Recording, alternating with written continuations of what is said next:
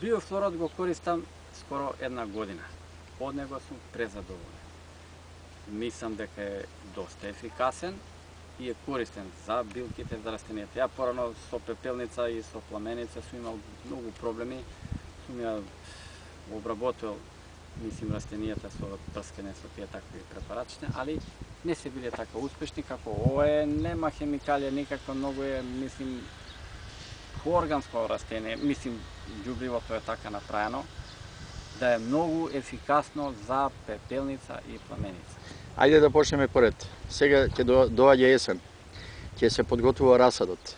Дали ќе го користите биофлорот за расад? Апсолутно, апсолутно. Ја од сега натака нон-стоп не сам да го користам биофлорот.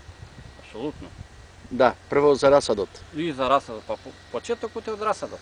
Така. Од расадот и после самиот расад се позна како е снажен, буен, нема пепелница, нема пламеница, нема болески, многу ефикасна работа. Што покажа, на пример, производството пипер? Пиперките во почетокот и мислим и до крајот беа прекрасни.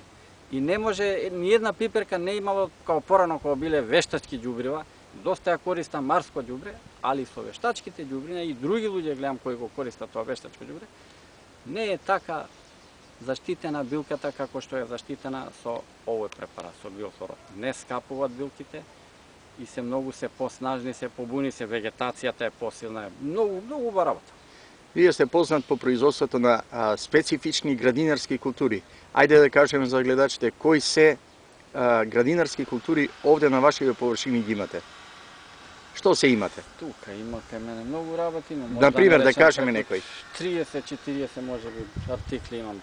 Се зеленчуци, така, мислим, не садам у големи количини плантажи, али се тоа едно сади, друго вади. Например, што?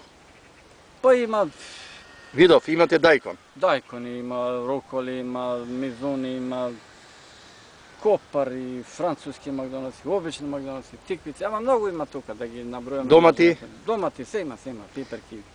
Дали сите овие зеленчуци ги третирате со биофлор? Да. Апсолутно, сите. Кога ги третирате? Во која фаза?